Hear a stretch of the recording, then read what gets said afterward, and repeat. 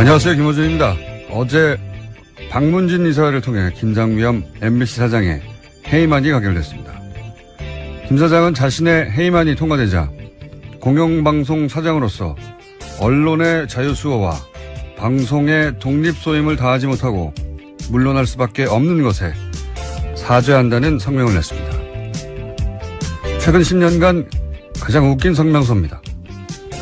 친박 핵심과 정기 모임을 가졌다는 김장겸 사장의 MBC는 탄핵 정국에서 태극기 집회에 참석 인원이 촛불 집회보다 많다고 보도하며 태극기 집회의 영상에서 사람이 없는 빈 공간은 잘라내라고 보도 지침을 내리고 최근까지도 메인 뉴스에 박근혜 허리가 아프다고 걱정하는 보도를 내보내는 방송이었습니다. 그렇게 박근혜 정권에 사람이 할 수 있는 최대치로 부역했던 회사 구성원 90% 그러니까 2,000명이 넘는 동료들로부터 MBC를 망친 주역으로 지목당한 당사자가 공영방송 독립을 지키지 못했다고 한탄하는 정신세계는 시사가 아니라 의학의 영역에서 다뤄야 하는 거 아니겠는가.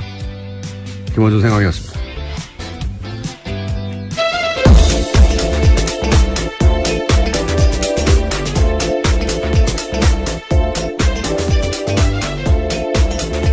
시사인의 김은지입니다. 네. MBC가 이제 노조 파업이 곧 끝나겠네요. 그죠? 네, 이제 무한도전 같은 프로그램도 다시 볼 수 있게 될 것 같습니다. 이 사안은 저희가 잠시 후에 미니로 해직 기자 한 분 연결해서 짚어보기로 하고. 자, 첫 번째 뉴스는 뭡니까? 예, 다시 또 다스입니다. 이명박 전 대통령의 아들인 이시영 씨가 다스의 핵심 납품업체를 단돈 100여만 원에 샀다라는 JTBC 보도가 있었는데요. 이시영 씨가 2015년에 만든 회사가 있습니다. 규모 11억 원의 SM이라는 회사인데요. 이 회사의 지분을 75% 이시영 씨가 가지고 있습니다. 그런데 이 회사가 지난해 다스의 핵심 납품업체인 다온을 인수했는데요. 이 회사 같은 경우에는 연매출 규모가 600억 원인데 덩치가 훨씬 큰 회사를 이시영 씨 회사가 일종의 인수한 겁니다.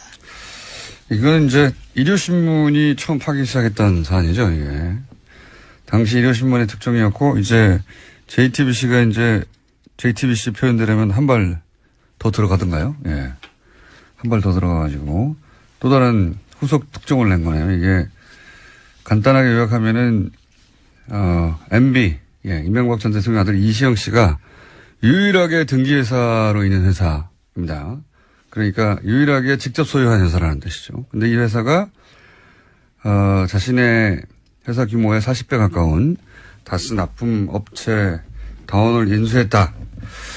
그걸 정당한 가격을 주고 인수했으면, 네, 이상하지 않은데, 여기까지는 일요신문이 보도를 했어요. 근데 여기서 이제 한 발 더 들어가가지고, 얼마 인수했냐? 이게 특종인 거죠. 예. 100만 원에 인수했다. 공짜죠, 공짜. 연매출액이, 600억이고, 그 다음에 현대자동차의 벤더란 말이죠. 이러면 뭐 대단한 자산 가치입니다. 싸게 해도 몇백억에 사야 되는데 100만 원에 샀다. 네, 굉장히 비정상적인 거래로 보일 수밖에 없습니다. 이거는 뭐 불가능한 거래죠. 제가 아는 상식에서는 이게 가능하려면 몇 가지밖에 없습니다. 하나는 그 다스 실소유주하고 이 인수된 다온 실소유주가 같거나 그럼 가능하죠. 네.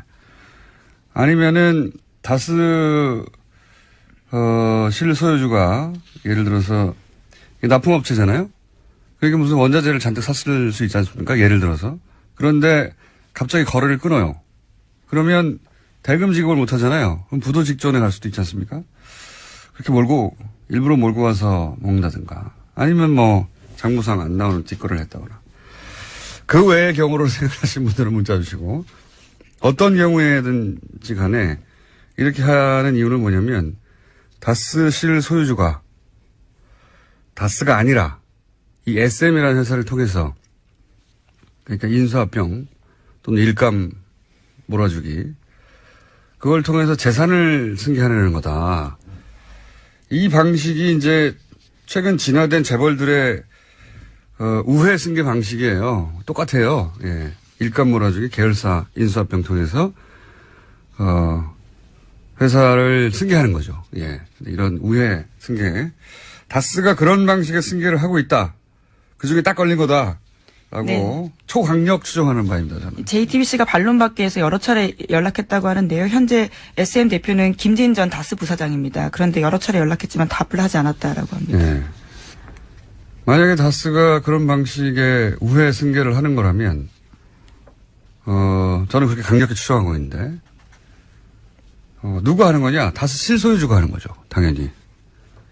누구에게? 이명박 전 대통령의 아들에게. 여기서 다시 한번 묻지 않을 수가 없는 겁니다. 다스는 누구 겁니까? 누구 거길래 이렇게 우회 승계를 하고 있는 거냐? 예. 그 와중에 딱 걸린 거다. 예. 저는 그렇게 강력히 추정합니다. 네. 그러면서 이제 이 회사에 다스가 돈도 빌려줬다는 거 아닙니까? 네, 예. 이런 다스의 알짜 납품업체를 인수한 다음에 다스가 SM에다가 수십억 원 자금을 저리로 빌려준 사실도 확인됐다라고 합니다. 뭐 배임이라고 봐야죠. 손해.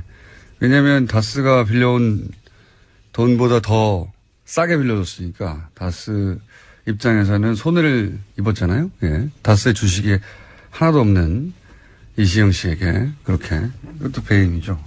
이런 일을 왜 하느냐. 예. 재벌들이 이 방식을 개발해 놨거든요. 최근에. 자, 다스는 누구 겁니까? 묻지 않을 수 없습니다. 다시 한번. 네, 그런 지금 뉴스가 나왔고요. 바레인에 계십니다. 바레인에 계십니다. 자, 다음 뉴스는요. 네, 5.18 관련된 소식도 계속 전해드리고 있는데요. 이번에도 눈에 띄는 보도가 오늘 아침 한겨레신문에 나왔습니다. 5.18 민주화운동 당시 공수특전여단 소속 지휘관의 고백인데요. 옛 광주교도소 앞에서 시민군 3명을 사살해서 자신이 안매장했다라는 걸 고백한 겁니다. 이 지휘관 같은 경우에는 5.18 안매장과 관련해서는 당시 작전에 참가했던 공수부대 지휘관은 공개적으로 한 이야기가 처음인데요. 또 뿐만 아니라 광주교도소 안에서 22구에서 25구 정도의 주검을 매장하는 것도 자신이 봤다라는 이야기도 했습니다. 이 의미가 아주 크네요. 예, 당시 현장 지휘관이 처음으로 직접 사살했고 직접 안매장했다 이런 얘기를 하는 거잖아요. 그리고 사살당한 사람들이 17살도 있고 무슨 죄가 있다고 참. 나치에 부역했다는 이유로 90대 노인네를 여전히 찾아서 감옥에 보내는 게 독일이에요. 예. 저는 30년 지난 사건인데 30년이 아니라 앞으로 50년이 더 지나도 계속해서 찾아내고 다 처벌해야 한다고 봅니다. 처음으로 직접 고백이 나왔다. 굉장히 의미 있는 지지라고 봅니다. 자, 다음은요. 네, 또 관련된 내용이 하나 더 있습니다. 어제 SBS도 관련된 내용을 보도했는데요. 국방부가 5.18 특조위가 37년간 공개되지 않은 8천여 쪽의 기무사 자료를 확보해서 관련된 내용을 분석했다라는 겁니다. 이번에는 당시 안기부가 5.18에 대한 관심을 돌리기 위해서 프로야구 선동열 선수의 출전까지 억지로 추진했다라는 사실을 밝혔습니다. 물론 광주 시민의 반발에 부딪혀서 계획은 실행되지는 못했습니다. 이게 이제 5.18 때 그런 행사를 할까봐, 5주년에. 그때 그 경기에 당시 가장 인기가 높았던 선동열 선수를 출전하게 하려고 안기부가 추진했다 이런 거 아닙니까? 예. 이 안기부, 국정원, 이미 오래전부터 이런 방식으로 정치에 개입을 해왔어요. 우리가 상상하지 못하는 방식으로, 정치를 결합하고, 여론을 조작하고, 전 이번에 이걸 끊지 않으면 앞으로도 계속 국민들이 고통받는다. 속고, 이런 방식으로 정보기관이 운영됐기 때문에 저는 국정원 내에 이런 기술자들, 그리고 이제 퇴직한 오비들, 이렇게 하는 것이, 나라를 운영하는 방식이다라고 믿고 있고 알고 있는 그런 기술자들이 있을 거거든요. 저는 이들이 금단전 증상을 느낄 거라고 봅니다. 왜냐하면 뒤에서 자기들이 국가를 운영했다고 생각할 거거든요. 네. 그래서 여전히 이런 방식으로 국가를 운영할 수 있다고 뒤에서 몰래 생각하는 사람들이 있을 것이다. 기술자들이. 그들이 완전히 여기서 손떼게 만들지 못하면 저는 계속될 거라고 봅니다. 이런 식으로. 상상이나 했겠어요? 5월 18일에 선동열 선수가 만약에 출전했다면 자연스럽게 받아들였겠죠. 그리고 관심이 글로 옮겨갔겠죠. 아무래도. 그런 거를 기획하고 실제 실행에 옮기려고 했고. 네, 체육부의 협조를 받아서 지역에서 영웅시대는 선동열 선수의 출전을 가능하도록 지원하겠다. 이런 내용들이 문건에 있습니다. 이걸 누가 상상이나 했겠습니까? 근데 그런 식으로 해왔다는 거죠. 이것뿐이겠습니까? 저는 그런 기술자들을 반드시 하나에서 손을 완전히 떼게 만들어야 됩니다. 그걸 평생 경험하다가 은퇴한 오비 얘기들 많이 나오잖아요. 예. 댓글 공작에도 동원됐던. 네, 양지으라고요. 여러 차례 말씀드렸습니다. 현직과 오비들 다 완전히 손떼게 만들지 못하면 또 나온다고 봅니다. 앞으로. 그리고 그렇게 당해가겠죠. 당하는지도 모른 채. 예. 꼭 이번에 해결해야 된다, 이 문제는. 자, 다음은요?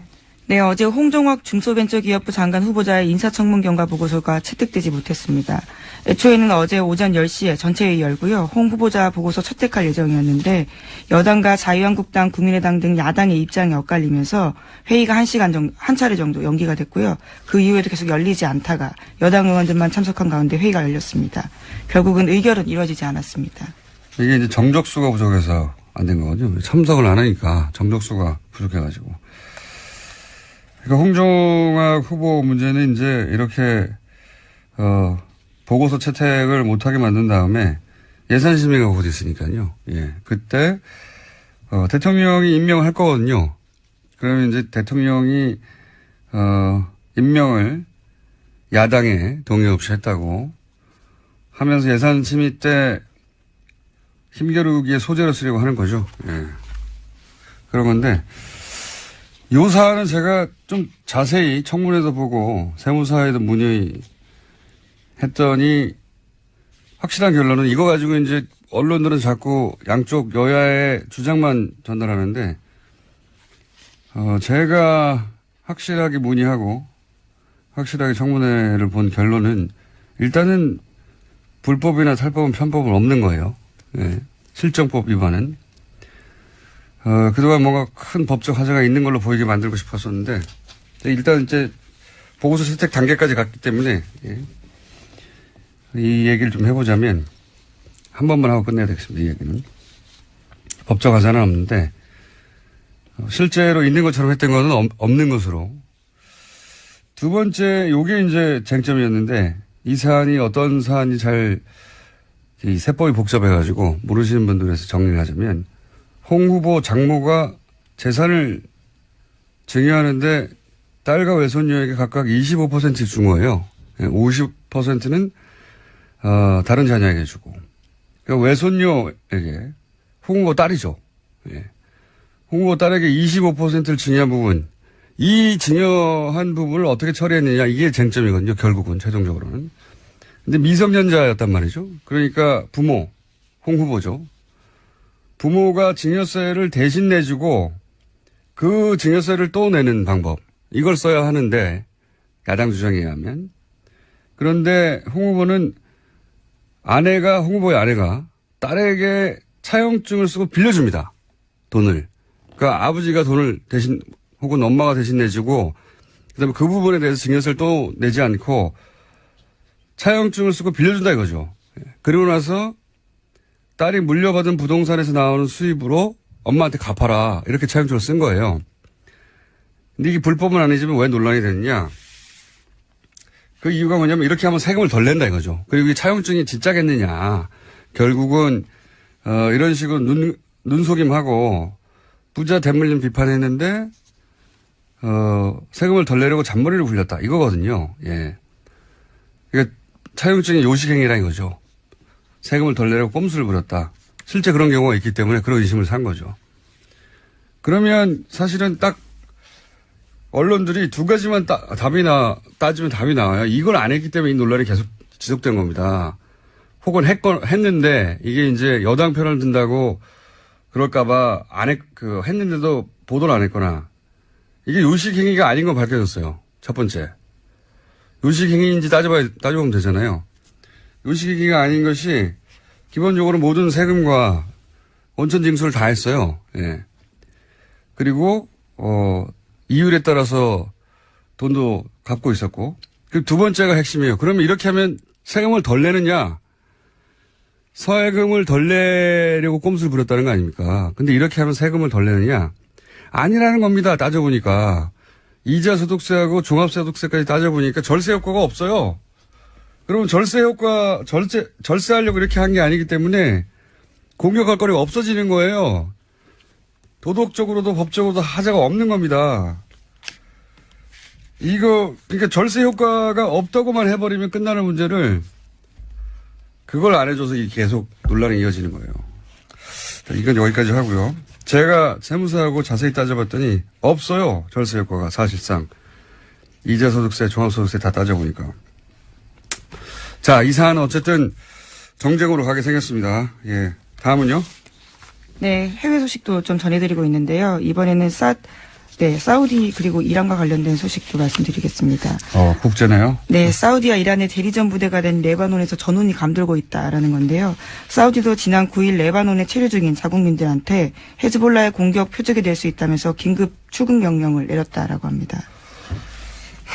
요새 중동 관련 뉴스가 많이 나오는데 이게 도대체 무슨 일이 벌어지는지 어려워요. 도대체 무슨 레바논 소식도 있고 예멘 소식도 있고 사우디에서 그렇죠. 왕자들을 숙청했다느니 뭐 많잖아요. 갑자기 총리가 사임을 하고. 예, 레바논 총리가 사임을 했다느니 이게 어떻게 된 일이냐? 사실은 뒤에 배후에 트럼프가 있습니다. 배후에 트럼프가 있습니다. 그렇게 바라보고 이 사안을 보면 쉽게 이해가 되는데 간단히 요약하면 트럼프 대통령 취임 후에 첫 방문지가 사우디예요. 그리고 이제 트럼프의 사위, 가장 지금 힘이 막강하다고 하는 사위가 최근 3번이나 갔어요, 여기를. 트럼프가 가자마자 카타르 단교 생각나십니까? 예, 사우디랑 막 이집트랑 다 모여가지고 카타르하고 물자 교류도 안 하고 단교한다는 거. 그게 트럼프 사우디 방문 직후예요. 이런 일이 왜 일어나느냐? 그리고 뭐 레바논 일도 그렇고, 사우디에서는 부자, 그러니까 아들, 딸 세습을 안 하고 왕자 세습이었거든요. 아들, 딸 세습을 하고 싶은 왕가가 있었고, 트럼프는 이란을 코너로 몰아서, 제재하고 싶은 욕망이 있는 두 욕망이 만났어요. 그래서 기본적으로 트럼프는 사우디 왕가의 그 세습 욕망을 인정해주고, 그리고, 강력하게 후원합니다. 그러면서 이제, 왜냐면 사우디는, 순이거든요, 순이. 이란은 시아고, 이렇게 양쪽으로 갈라져 있잖아요. 큰 세력이. 갈라져 있는데, 사우디를 통해서 이란을 견제하려고 하는 거죠. 이란 뒤에는 또, 이란은 러시아하고 붙었거든요. 사우디는 미국하고 붙고. 그러면서 앞에서는 순이 시아, 그 바로 뒤에 그 양 종주국인 사우디, 이란. 그 뒤에는 미국과 러시아. 이렇게 붙어 있는 거예요. 대리전이에요, 결국은. 미국과 러시아의 대리로 사우디와 이란이, 그리고 순위와 그들이 또 순위와 시아를 대리하는 것이고, 예멘 같은 경우에 이 순위 시아가 붙어가지고 내전이 일어났죠. 예. 레바논도 마찬가지고요. 구조는 이렇습니다. 예. 이건 한번 따로 길게 다뤄야 하겠는데, 결국은 미국과 러시아가 IS 이후에 중동에서 힘의 공백이 생기는데, 누가 먹느냐? 길이 많잖아요, 여기서. 누가 먹느냐? 그 대리인으로 각각 이란과, 사우디, 그쪽의 관점에서 보자면, 사우디를 편먹고 나눠져 있다. 그래서 국가들 확 나눠져 있어요, 지금. 중동의 국가들이. 이란과 사우디는 각각 또 종파의 종주국으로서 이제 대결하는 것이고, 그 대리전들이 뭐 예멘이니, 레바논이니, 이런 데서 일어나는 거고요. 트럼프가 이란 핵 협정 파기한 것도 이런 배경이에요. 예. 이란은 사실 핵 협정을 다 지켰거든요. 네. 다 지켰는데도 이란을 나쁜 놈으로 만들어서 이제 경제 제재에서 중동에서 영향력을 약화시키려는 거죠. 예. 저는 최근에 그 미국 외교지의 소식들은 북핵이 아니라 이 뉴스로 도배됐어요, 다. 트럼프로 인해서 중동에서 다시 한번 큰 전쟁이 일어날 수 있다. 이런 뉴스로. 여기까지 하고요. 이거 웃기는 건 근데, 이란은 대통령 선거로 선출했습니다, 그나마. 사우디는 왕정국가예요, 완전히. 예. 빈라덴, 알케이다, IS 다 순위파입니다. 그러니까 미국 입장에서는 사실은 이란 편을 들어야 되는 게 맞는 것 같은데, 전혀 아니죠. 예. 여긴 여기까지 하고요. 이건 저희가 국제뉴스에 따로 한번 다뤄보겠습니다. MBC. 네, MBC 관련해서요. 네. 예, MBC 관련해서 아까 시작할 때 공장장이 이야기를 좀 했었는데요. 어제 MBC 방문진 이사회 열렸습니다. 거기서 김상경 MBC 사장에 대한 해임안이 의결됐습니다. 자, 저희가 해직 기자 한 분 연결할 텐데, MBC가 많이 망가졌죠. 제가 2007년에 SBS에서 2007년까지, 예. 몇 가지냐면, 이명박 전 대통령 당선되자마자 그 다음 주에 제가 잘렸기 때문에, 2007년까지 SBS에서 라디오를 몇 년간 했었는데, 그때 SBS 라디오 PD들이 했던 얘기가 있습니다. MBC 라디오는 이길 수가 없다고. 당시까지만 하더라도 전체 라디오 시장 절반 정도를 MBC가 점유하고 있었어요. 절대 이길 수 없다고 그랬거든요. 나머지 50%를 나머지 방송국들이 나눠가지고 있었는데, 지금 MBC가 얼마나 망가졌냐면, TBS에도 안 됩니다. 물론 TBS는 누구시게 성장했죠. 그 사이에. 하지만 MBC가 보이지 않는다, 이제. 그렇게 철저히 망가졌어요. 예. 자, 박성재 MBC 해직 기자 연결해 보겠습니다. 안녕하세요. 네, 안녕하십니까. 네. 해고된 지 얼마나 되셨습니까? 5년 6개월 정도 됐습니다. 네, 굉장히 오랫동안 무직으로 계셨군요. 아니, 다른 방송국에 들어가지 않고 왜 계속 해고된 상태로 계셨어요? 아니, 오늘 같은 날을 기다리려고, 그랬죠. MBC를 살려야 되니까, 예. MBC 꼭 복직하겠다고 생각하고 기다리신 거예요? 네, 그렇죠. 예, 왜냐면은, 방금 공장장께서 말씀하신 대로 MBC가 많이 망가졌잖아요. 예. 그래서, 이거를 제대로 돌려놓지 않으면, 저는, 무덤에도 눈을 못 감을 것 같다, 이런 생각을 하고 있었습니다. 왜 뭡니까? 고등법원에서, 판결이 확정됐잖아요. 복직할 수 있도록 길이 열린 거 아닙니까? 그죠? 네, 그렇습니다. 예. 그런데 그때, 복직하지 않고, 네. 대법원 판결까지 가겠다고 했었어요. 그때 왜 그러셨습니까? 아니, 근데 그거는, 예. 대법원이, 이제, 회사가 상고를 했어요, 대법원에. 그렇죠. 그래서 이제 그런 거고, 정권이 바뀌고, 이제 복직할 수 있는 혹시 분위기가 조성되더라도, 예. 대법원 판결을 기다려서 정확하게 판례를 남기겠다. 말하자면 공정방송을 위해서 싸우는 행위가 예. 불법이 아니고, 아주 정당한 행위라는 그 판례를 남겨야 한다는 그런 소신들 때문에 저희 해직 언론인들이 대법원 판결을 기다리겠다라고 얘기한 겁니다. 그렇군요. 김장견 체제 하에서는 복직하지 않겠다 뭐 이런 의미도 있는 겁니까? 그렇죠. 예. 왜냐하면 또 복직해봤자 김장겸 체제 밑에서는 저희가 인사권이 없기 때문에 아무것도 할 수 없지 않습니까? 예. 또 물론 밖에서 싸우고 있지만 들어가서도 싸워야 되는 상황이기 때문에 오히려 밖에서 싸우는 게 더 유리하지 않을까 저는 그렇게 봤습니다. 그래서 대법원 판결을 굳이 받겠다고 하셨는데, 그런데 이제 지금 새로운 사장이 만약에 취임해서 복직하라 이렇게 인사명령을 내리면요? 그게 좀 고민이에요, 저희도. 그래서 대법원 판결까지 기다려야 한다고 했는데. 아니 근데 대법관님들이 네. 이 친구들 어차피 복직할 거니까 판결 안 해도 되지 않나? 이렇게 생각하실 수 있을 것 같아서. 예. 그 너무 유리하게 생각하시는 거 아니에요? 대법원 판결이 한 2년, 3년 걸릴 수도 있습니다. 아니, 벌써 2년이 넘었어요. 지금 20 나오니까. 그렇죠. 예. 예, 그래가지고, 일단 복직하라 그러면 못 이기는 척하고 복직을 못 이기는 척하고. 근데 이제 방금도 말씀하셨는데, MBC가 이제 독특한 문화가 있습니다, 보면. 해직 상태에서 5년간 반드시 MBC로 돌아가겠다고 하는 경우도 그렇게 사실 흔한 경우가 아니고, 네. MBC 노조 파업 현장에서 이 김장겸 MBC 사장 회의만 들리니까 막 눈물을 흘리고 그러던데. 네, 어제 저도 그 자리에 있었습니다. 네. 그렇게까지입니까? 다른 직장 갈 수도 있잖아요.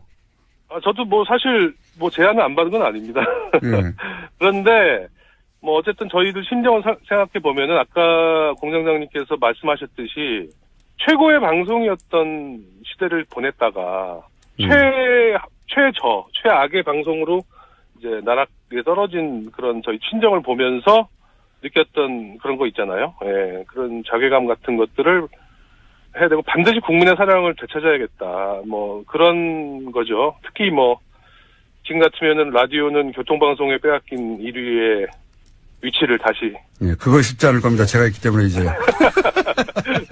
TV도 JTBC에게 모든 사랑을 다 빼앗겼는데 그거를 이제 하나씩 다시 되찾아와야 된다. 국민의 사랑을. 저희는 그렇게 생각하고 있습니다. 지금 10대 혹은 20대 초반은 MBC가 그렇게 뭐랄까요. 잘 나갔었는지 잘 모를 거예요. 예. 네, 그런 것 같더라고요. MBC 뉴스나 시사방송이 대단했죠. 과거에는. 예. 일단 MBC라고 부르지를 않으세요. 젊은 분들은. 이렇게 부르죠. 예, 이렇게. 자, 간단하게 9년간 그러면 어떻게 망쳐왔는지 요약하자면요. 네. 지금 김장겸 사장은 그 이명박 정권 때부터 정치부장, 보도본부장, 보도국장, 보도본부장, 그리고 사장, 이 9년 동안 이 과정을 거쳐온 거예요. 그런데 김장겸 사장이 잘 나가면 잘 나갈수록 MBC 뉴스와 시사 프로그램은 정반비례로 무너졌어요. 이분이 제가 볼 땐 어저께 성명도 냈는데 억울하다, 언론 탄압이다. 저는 정치적인 야욕이 있다고 봅니다. 그리고 자신의 정치적인 야욕을 위해서 MBC 뉴스와 시사 프로그램을 희생시킨 거죠. 그 공영방송 사장들이 사장만 딱 하고 자기는 인생을 정리하겠다라고 생각하면 아무 문제가 없는데 사장 끝난 다음에 꼭 뭘 더 하려고 그래요. 그렇죠. 정치하려고 하고 높은 자리 가고 싶어 하고. 김재철 사장도 된다고 봅니다. 예. 김재철 사장도 출마하려고 했었죠. 예. 그렇죠. 예. 그러니까 이런 제도를 완전히 끊어야 됩니다. 그래서 지금 정치권에서 방송법 개정 작업도 진행되고 있는데 이 사장을 하고 나서 정말로 방송에만 매진하고 이제 아무런 어떤 욕심이 없는 그런 분들이 사장님이 되는 시스템을 만들어야 된다. 저는 그게 가장 중요하다고 지금 생각하고 있습니다. 아직 파업이 초래된 건 아니니까. 네. 파업이 공식적으로 초래되고 나면 저희가 MBC 노조에서도 사람을 모시고 또 기자님도 직접 수퇴 모시고 얘기를 좀 자세히 하고 싶은데 오늘은 미니니까 한 가지만 더 여쭤볼게요. 네. 그 5년 넘게 6년 가까이 복직을 기다렸는데, 예. 네. 복직을 하게 되면 뭘 제일 먼저 하고 싶으세요? 사장? 아니, 제가 아까 말씀드렸듯이 예. 국민들의 사랑을 되찾아오고 JTBC하고 교통방송하고 경쟁할 수 있는, 선의의 경쟁을 할 수 있는 빨리 그런 뉴스와 시사 프로그램을 만들기 위해서 제가 밑바닥부터 다시 일을 하고 싶습니다. 네. 더 이상은 욕심이 없습니다, 저도. 그걸 정말 하고 싶으셨나 봐요. 그러니까 6년간이나 기다렸죠. 그럼요. 모든 우리 MBC 언론인들은 똑같아요. 네. 국민들의 품으로 다시 이게 자꾸 이런 말을 하면은, 저 양반들 이렇게 맨날 그렇게 얘기를 하는데, 정말로 마음이 그렇게 생각하고 있다고 저는 강조하고 싶습니다. 그렇게 간절합니까? 네. 왜냐면은 뺏겼기 때문에요. 저희가 뺏겼기 때문에 되찾으려고 하는 거죠, 사랑을. 예. 본인들이 하다가 망가졌으면 우리 실력이다 하겠는데, 그게 아니라 강제로 쫓겨나고 그 사이에 본인들이 만들었던 어떤 성과가 다 무너진 거를 보고 나서 다시 되돌리고 싶다는. 그렇죠. 사실 저희 책임도 있죠. 저희가 제대로 싸우지 못하고 제대로 저항하지 못한 책임도 있는데 또 너무나 저희가 나름대로 잘했던 방송이었기 때문에 저 양반들 저희를 이렇게 죽이려고 장악하려고 했던 거 아니겠습니까? 그렇죠. 국정원 문건 같은 데서 다 드러났기 때문에 국민들이 많이 이해를 해주시고 계시다고 저는 생각하고요. 이제는 정말로 다시 돌아가는 그런 방송이 돼야 된다. 옛날로. 그래서 그런 고민들이 이제 지금부터 시작될 것 같아요. 저희 언론인들은, MBC 언론인들은. 예. 알겠습니다. 다음에 다 스튜디오 직접 모시고요. 예. 한 가지만 말씀드리면 아침 시사는 안 된다는 거 MBC 돌아오셔도. 오늘 여기까지 듣겠습니다. 감사합니다. 감사합니다. 예. 박성재 MBC 해직 기자였고요. 예. 어제 박문진 이사회에서 어떤 일이 있었는지 제가 짧게 클립 들려드리고 그 사이에 김은희 기자는 인사하겠습니다. 예. 수고하셨습니다. 네, 감사합니다. 권력에 의해서 경영진이 바뀐다면 권력에 대한 견제라고 하는 것은 심각하게 유린될 수밖에 없고 그건 붕괴되는 것입니다. 정권 비판을 어떻게 하느냐? 정권 비판을 그래서 잘했습니까, MBC가 그동안에? 그 전에 그 편파적인 보도에 대해서는 일체 얘기하지 않고 과거 여러분이 선임한 보도본부장 중에 심지어 여기 와가지고 정권을 비판하는 것이 언론의 사명이 아니다! 라고 생각하는 보도본부장도 있었습니다. 그런 상황도 그냥 방치한 사람이 지금 와가지고 정권이 바뀌니까 사장을 바뀌는 게 말이 안 된다?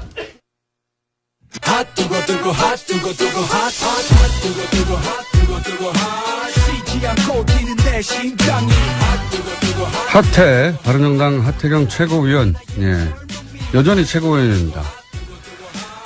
오늘은 새로운 지도부가 선출돼서 현충원 천배공개로 전화 인터뷰로 진행하겠습니다. 안녕하세요, 의원님. 예, 하태경 나왔습니다. 반갑습니다. 예. 이번에도 2위 했습니다. 만년 2위. 예. 예. 전당대회에서. 근데 생각보다 많이 나왔어요. 근데 이제 그 전에 좀 드리고 싶은 말씀은, 네. 제가 지난주에 이제, 탈당 사태를 계기로 그만두겠다, 뉴스공장. 그거 아무도 안 믿었어요, 어차피. 근데 그러고 나서 당 안팎에서, 예. 욕 많이 들었으면 너 돌았냐? 제정신이냐? 지금, 안 그래도 쪼그라진 정당에, 대국민 소통에 정말 중요한 창구를 네 스스로 봉쇄하는, 예. 그런 어리석은 짓을 하지 마라. 글쎄 그 당내에서 그런 얘기 나오기 전부터, 예, 방송 진행하는 과정 중에도 아무도 믿지 않았고요. 저도 믿지 않았고, 의원님도 방송하다가 중간에 살짝 바꾸셨잖아요. 기억은 잘 안 납니다만, 아무튼, 무리를 네. 일으켜서 대단히 죄송하다는 말씀. 무리를 일으켜서. 어쨌든, 또 이번에도, 예, 2위를 하셨어요. 근데 저는 표가 이렇게나 많이 나올 줄 몰랐습니다. 그건 좀, 높이 띄워주시는 것 같고요. 반어법인 것 같고요. 아니, 유승민 대표가 대표로 선출될 거야. 정치권에서 100% 예상한 바지만, 그래서 압도적인 표차일 줄 알았더니, 그래도 한 절반 정도는, 예, 절반, 예. 대선 후보의 절반이면 많이 나온 거죠. 네. 예. 근데 이제 더 중요한 의미가 있는데요. 이제 과거 바른정당은 김무성, 유승민 투탑, 이렇게 네. 국민들이 기억을 할 텐데. 예. 어쨌든 지금은 유승민, 하태경 투탑이다. 이건 이제 근본적인 색깔의 변화다. 본인이 이제 김무성급이다 이런 말씀이십니까? 거기까지는 아직 안 간 것 같고요. 이제 예. 그까지는 아니더라도 어차피 김무성 대표야 지는 해고. 분위기는 어떻습니까? 당내 분위기는 네. 사실 9명 나가고 난 다음에 11명인데 이제. 내부에 11명 남았잖아요. 하지만 여진이 좀 있었지 않습니까? 네. 그래서 언론의 2차 탈당 문제 이런 가능성까지 보도됐고. 예. 근데 이제 그 과정 속에서 저희들이 매일매일 정말 고해성사하듯이 서로에 대해서 네. 진솔하게 이야기들을 많이 나눴습니다. 매일매일 한 어떤 5일 얘기요? 동안. 갈 거야 안 갈 거야 이거요? 우리 당에 대해서 어떻게 생각하고 나 예. 개인의 사정, 내 개인의 지역구 사정, 또 앞으로 개인의 정치적 진로 솔직하게 얘기해 보자. 다 솔직하게, 예. 솔직하게 이야기를 하고 예. 그 속에서 뭐라 그럴까요? 좀 서로에 대한 허물이 좀 없어지고 예. 좀 더 가까워지고 하면서 어쨌든 단결의 기운이 상당히 좀 높아졌습니다. 그렇습니까? 예. 자유한국당이 예. 문 닫았다고 해서 그런 건 아니고요? 그것도 사실 이제 두 세력한테 희소식인데, 예. 이제 우리 당 내에 강경한 자강파, 저 같은 사람한테는 사실 고마운 이야기죠. 예. 이제 한국당 놓고 그만두리라, 우리 당 내에 원내든, 이런 의미가 있고, 또 하나의 의미는 서청원, 최경환, 친박 쪽에서는 또, 사실 자유한국당은 120석 넘기는 게 중요하잖아요. 그렇죠. 120석. 120석 넘기는 걸 포기하겠다는 거거든요. 3분의 1. 그렇죠. 그 선언이에요. 굉장히 황당한 선언입니다. 자유한국당 입장에서는. 그렇죠. 이때까지 이게 120석 넘겨서 국회 선진화법에 의해서 모든 법안에 태클을 걸 수 있도록 하는 의석수를 위해서 달려가는 것으로 보였는데 바로 직전에 멈췄습니다. 예. 그러니까 그 이야기가 바른정당에 주는 메시지가 아니라 정부 여당에는 대정부 견제 포기 선언이고요. 네. 3분의 1까지 목표를 하겠다는 걸 포기하겠다는 것이고 왜 이런 대정부 야당 역할을 정말 강한 야당 역할을 왜 포기하는 거냐. 포기했다기보다는 멈췄습니다. 아직 당. 그렇죠. 예. 이제 이거는 이제 서청원 녹취록의 파워라고 봐야 되죠. 더 몰아붙일 수는 없다. 그렇죠. 우리가 들어가는 것이, 비박이 들어가는 것이 의원총회에서 점점 더 서청원, 최경환 개명 숫자를 늘리는 것으로 해석할 수 있잖아요. 네.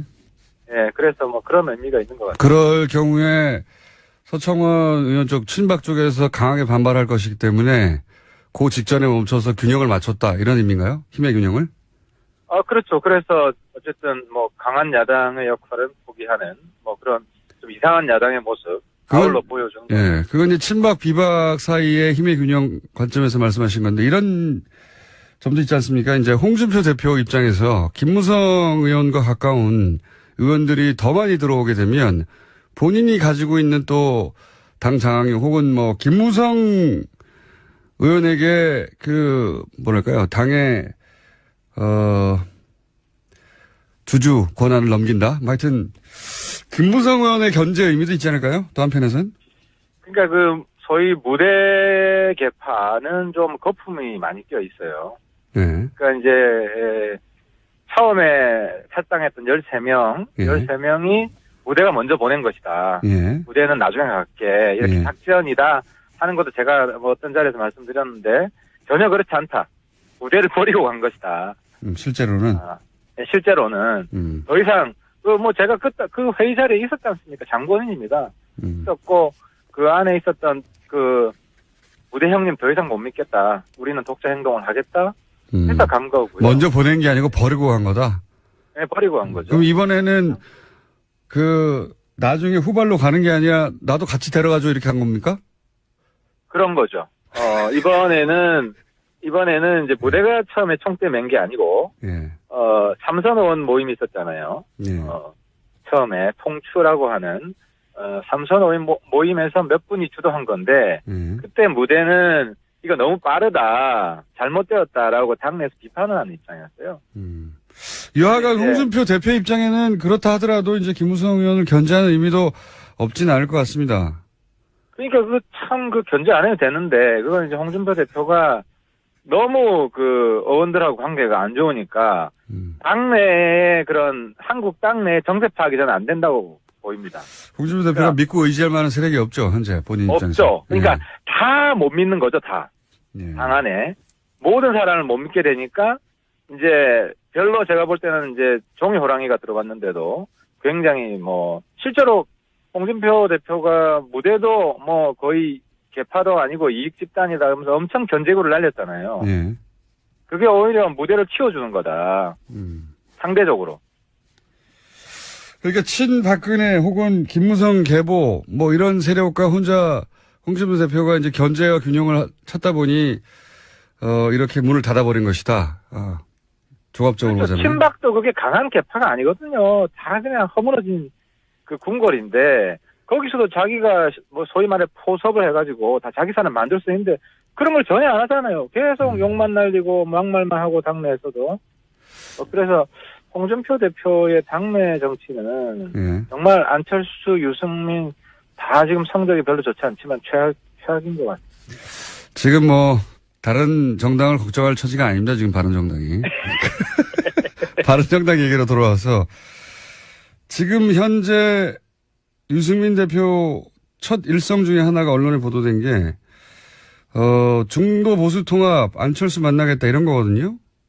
이게 무슨 의미입니까? 그러니까 국민의당 안철수 대표가 이야기를 꺼냈던 소위 이제 합당 이 길을 모색해 본다 이건가요?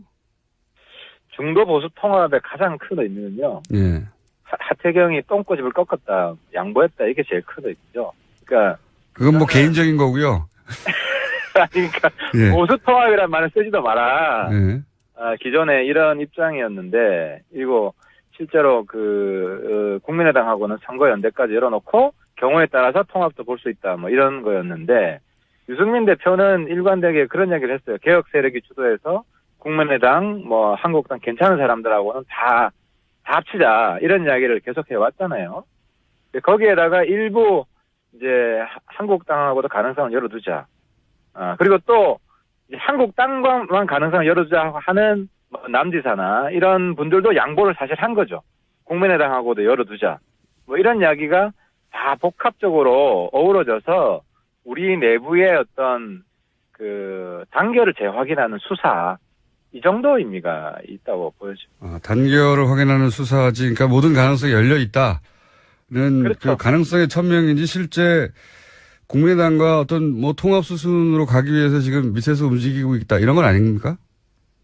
중도 그래서 원래 이야기도 중도 플러스 보수 대통합 이런 표현을 썼어요. 그래서 이제 당 내에서 여전히 한국당 탈당 이런 문제가 여전히 남아 있어가지고 저도 어쨌든 그 당내 일원으로서 제 고집을 일부 양보하고 남지사 같은 분도 보수 통합론자도 일부 양보하고 이렇게 이제 타협을 한 겁니다. 그러니까 제가 궁금한 건 이겁니다. 실제 국민의당과 뭐 통합이든 연대든을 위해서 물밑에서 열심히 움직이고 뭐가 시작됩니까? 아니면 그냥 말만 이렇게 하는 거예요? 그거는 이제 지금까지 진행되어 왔던 것에 대해서 네. 엄청난 변화가 있을 것 같지는 않고요. 그러니까 국민통합포럼 해가지고 의원들끼리 계속 연대, 정책연대, 선거연대 이야기는 사실 공식화 됐잖아요. 예. 그죠? 근데 이제 당대당 통합 이야기는 대표끼리 이야기인데, 예. 이제 저희 당 입장은, 우리가 먼저 주도하진 않겠다. 왜냐하면 국민의당이 사실 지금 깨진 우리 당처럼 당내 되게 굉장히 시끄럽지 않습니까? 예, 예. 그래서 국민의당 내부의 교통 정리를 좀 보겠다. 우리가 이니셔티브를 먼저 주지는 않겠다. 이니셔티브를 지고 싶은데 질 수가 없죠. 숫자가 적어가지고. 뭐 꼭 그렇진 않죠. 제가 마음만 먹으면. 사실 박지원 대표가 보면 요즘 참 밉게 우리 당 뭐 다 없어질 것처럼 이야기하는데, 저도 하려면 그런 역할 할 수 있어요. 그 당 엄청 흔들 수 있는데. 예. 그러니까 이제 그런 역할은 하지 않겠다. 그건 좀 비겁한 거 아닙니까? 그건 박지원 대표 나오셨을 때 제가 여쭤보기로 하고, 그러면 지금 유승민 대표하고 안철수 대표가 만나는 것 같은데, 여기서. 오늘 만나죠. 오늘. 예. 만나죠. 뭔가 예. 급진전되거나 그럴 가능성은 별로 없는 거네요, 이야기가?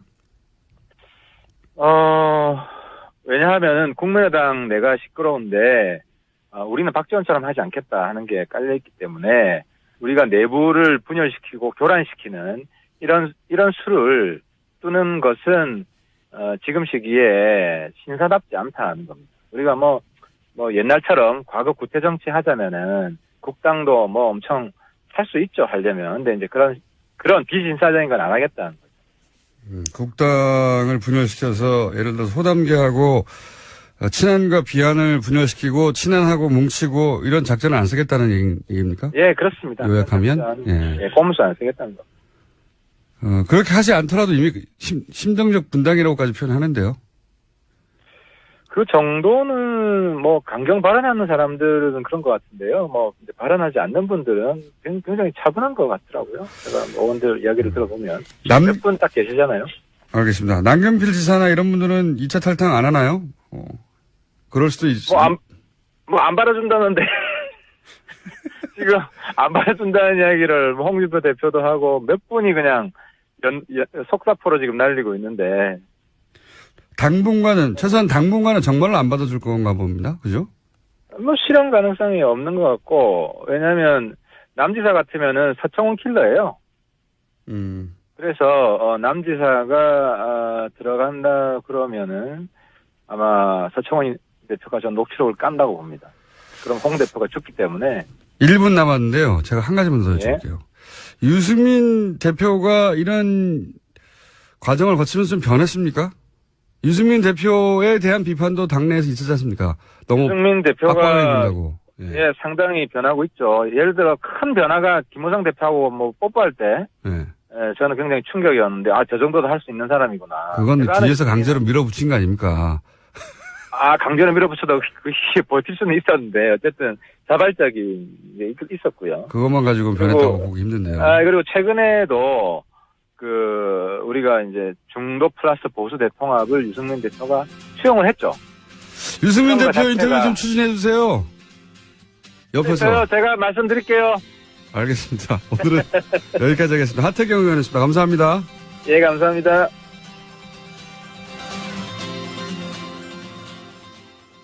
처벌해야 한다고 봅니다. 처음으로 직접 고백이 나왔다. 굉장히 의미 있는 진술이라고 봅니다. 자, 다음은요. 네, 또 관련된 내용이 하나 더 있습니다. 어제 SBS도 관련된 내용을 보도했는데요. 국방부가 5.18 특조위가 37년간 공개되지 않은 8천여 쪽의 기무사 자료를 확보해서 관련된 내용을 분석했다라는 겁니다. 이번에는 당시 안기부가 5.18에 대한 관심을 돌리기 위해서 프로야구 선동열 선수의 출전까지 억지로 추진했다라는 사실을 밝혔습니다. 물론 광주 시민의 반발에 부딪혀서 계획은 실행되지는 못했습니다. 이게 이제 5.18 때 그런 행사를 할까봐, 5주년에. 그때 그 경기에 당시 가장 인기가 높았던 선동열 선수를 출전하게 하려고 안기부가 추진했다, 이런 거 아닙니까? 예. 이 안기부, 국정원, 이미 오래전부터 이런 방식으로 정치에 개입을 해왔어요. 우리가 상상하지 못하는 방식으로, 정치를 결합하고, 여론을 조작하고, 전 이번에 이걸 끊지 않으면 앞으로도 계속 국민들이 고통받는다. 속고, 이런 방식으로 정보기관이 운영됐기 때문에 저는 국정원 내에 이런 기술자들, 그리고 이제 퇴직한 오비들, 이렇게 하는 것이, 나라를 운영하는 방식이다라고 믿고 있고 알고 있는 그런 기술자들이 있을 거거든요. 저는 이들이 금단전 증상을 느낄 거라고 봅니다. 왜냐하면 뒤에서 자기들이 국가를 운영했다고 생각할 거거든요. 네. 그래서 여전히 이런 방식으로 국가를 운영할 수 있다고 뒤에서 몰래 생각하는 사람들이 있을 것이다. 기술자들이. 그들이 완전히 여기서 손떼게 만들지 못하면 저는 계속될 거라고 봅니다. 이런 식으로. 아니면은 다스 실소유주가 예를 들어서 납품업체잖아요. 그게 무슨 원자재를 잔뜩 샀을 수 있지 않습니까? 예를 들어서. 그런데 갑자기 거래를 끊어요. 그러면 대금 지급을 못 하잖아요. 그럼 부도 직전에 갈 수도 있지 않습니까? 그렇게 일부러 몰고 가서 먹는다든가. 아니면 장부상 안 나오는 뒷거래를 했다거나. 그 외의 경우로 생각하시는 분들은 문자 주시고, 어떤 경우에든지 간에 이렇게 하는 이유는 뭐냐면, 다스 실 소유주가 다스가 아니라 이 SM이라는 회사를 통해서, 그러니까 인수합병 또는 일감 몰아주기, 그걸 통해서 재산을 승계하려는 거다. 이 방식이 이제 최근 진화된 재벌들의 우회 승계 방식이에요. 똑같아요. 예. 일감 몰아주기, 계열사 인수합병 통해서 회사를 승계하는 거죠. 예. 이런 우회 승계. 다스가 그런 방식의 승계를 하고 있다. 그중에 딱 걸린 거다. 라고 네. 초강력 추정하는 바입니다. 저는. JTBC가 반론받기 위해서 여러 차례 연락했다고 하는데요. 현재 SM 대표는 김진 전 다스 부사장입니다. 그런데 여러 차례 연락했지만 답을 하지 않았다라고 합니다. 네. 만약에 다스가 그런 방식의 우회 승계를 하는 거라면 저는 그렇게 강력히 추정하고 있는데 누가 하는 거냐? 다스 실소유주가 하는 거죠. 당연히. 누구에게? 이명박 전 대통령의 아들에게. 여기서 다시 한번 묻지 않을 수가 없는 겁니다. 다스는 누구 겁니까? 누구 거길래 이렇게 우회 승계를 하고 있는 거냐? 예. 그 와중에 딱 걸린 거다. 예. 저는 그렇게 강력히 추정합니다. 네. 그러면서 이제 이 회사의 를 단돈 100여만 원에 샀다라는 JTBC 보도가 있었는데요. 이시영 씨가 2015년에 만든 회사가 있습니다. 규모 11억 원의 SM이라는 회사인데요. 이 회사의 지분을 75% 이시영 씨가 가지고 있습니다. 그런데 이 회사가 지난해 다스의 핵심 납품업체인 다온을 인수했는데요. 이 회사 같은 경우에는 연매출 규모가 600억 원인데 덩치가 훨씬 큰 회사를 이시영 씨 회사가 일종의 인수한 겁니다. 이건 이제 일요신문이 처음 파기 시작했던 사안이죠. 이게. 당시 일요신문의 특종이었고, 이제 JTBC가 이제 JTBC 표현대로면 한 발 더 들어가던가요? 예. 한 발 더 들어가가지고 또 다른 후속 특종을 낸 거네요. 이게 간단하게 요약하면은, MB, 이명박 전 대통령 아들 이시영 씨가 유일하게 등기회사로 있는 회사입니다. 그러니까 유일하게 직접 소유한 회사라는 뜻이죠. 근데 이 회사가 자신의 회사 규모의 40배 가까운 다스 납품 업체 다원을 인수했다. 그걸 정당한 가격을 주고 인수했으면 이상하지 않은데 여기까지는 일요신문이 보도를 했어요. 근데 여기서 이제 한 발 더 들어가가지고 얼마 인수했냐? 이게 특종인 거죠. 예. 100만 원에 인수했다. 공짜죠, 공짜. 연매출액이 600억이고 그 다음에 현대자동차의 벤더란 말이죠. 이러면 뭐 대단한 자산 가치입니다. 싸게 해도 몇백억에 사야 되는데 100만 원에 샀다. 네, 굉장히 비정상적인 거래로 보일 수밖에 없습니다. 이거는 뭐 불가능한 거래죠. 제가 아는 상식에서는 이게 가능하려면 몇 가지밖에 없습니다. 하나는 그 다스 실소유주하고 이 인수된 다온 실소유주가 같거나 그럼 가능하죠. 예. 안녕하세요, 김호준입니다. 어제 박문진 이사를 통해 김장겸 MBC 사장의 해임안이 가결됐습니다. 김 사장은 자신의 해임안이 통과되자 공영방송 사장으로서 언론의 자유수호와 방송의 독립소임을 다하지 못하고 물러날 수밖에 없는 것에 사죄한다는 성명을 냈습니다. 최근 10년간 가장 웃긴 성명서입니다. 친박 핵심과 정기 모임을 가졌다는 김장겸 사장의 MBC는 탄핵 정국에서 태극기 집회에 참석 인원이 촛불 집회보다 많다고 보도하며 태극기 집회의 영상에서 사람이 없는 빈 공간은 잘라내라고 보도 지침을 내리고 최근까지도 메인 뉴스에 박근혜 허리가 아프다고 걱정하는 보도를 내보내는 방송이었습니다.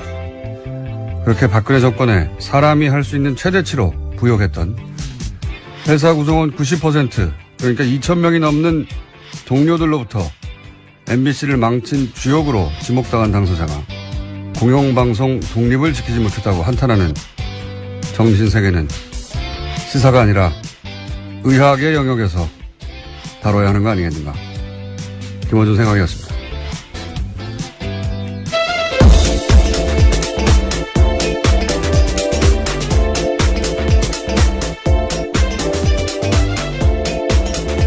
시사인의 김은지입니다. 네.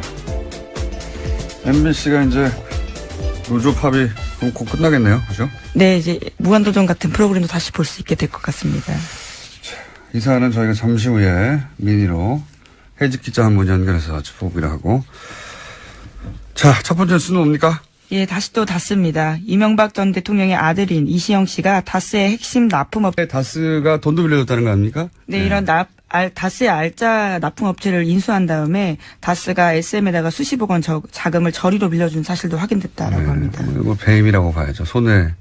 왜냐하면 다스가 빌려온 돈보다 더 싸게 빌려줬으니까 다스 입장에서는 손해를 입었잖아요. 예. 다스의 주식이 하나도 없는 이시영 씨에게 그렇게. 그것도 배임이죠. 이런 일을 왜 하느냐. 예. 재벌들이 이 방식을 개발해 놨거든요. 최근에. 자, 다스는 누구 겁니까? 묻지 않을 수 없습니다. 다시 한번. 네, 지금 바레인에 계십니다. 바레인에 계십니다. 자, 다음 뉴스는요? 네, 5.18 관련된 소식도 계속 전해드리고 있는데요. 이번에도 눈에 띄는 보도가 오늘 아침 한겨레 신문에 나왔습니다. 5.18 민주화 운동 당시 공수특전 여단 소속 지휘관의 고백인데요.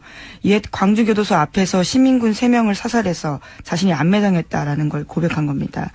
이 지휘관 같은 경우에는 5.18 안매장과 관련해서는 당시 작전에 참가했던 공수부대 지휘관은 공개적으로 한 이야기가 처음인데요. 또 뿐만 아니라 광주교도소 안에서 22구에서 25구 정도의 주검을 매장하는 것도 자신이 봤다라는 이야기도 했습니다. 아, 이 의미가 아주 크네요. 예, 당시 현장 지휘관이 처음으로 직접 사살했고 직접 안매장했다 이런 얘기를 하는 거잖아요. 그리고 사살당한 사람들이 17살도 있고 무슨 죄가 있다고 참. 나치에 부역했다는 이유로 예. 90대 노인네를 여전히 찾아서 감옥에 보내는 게 독일이에요. 예. 저는 30년 지난 사건인데 30년이 아니라 앞으로 50년이 더 지나도 계속해서 찾아내고